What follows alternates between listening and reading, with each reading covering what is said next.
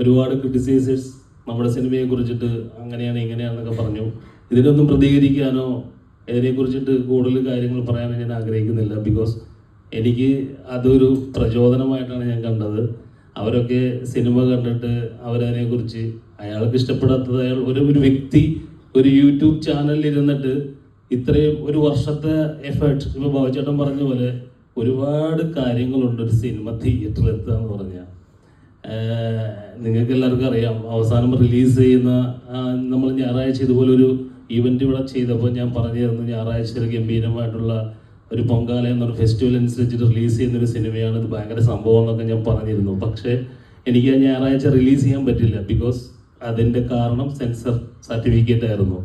അപ്പോൾ ഇത് എത്ര പേരോട് എനിക്ക് പറഞ്ഞ് മനസ്സിലാക്കാൻ പറ്റും? I can do that.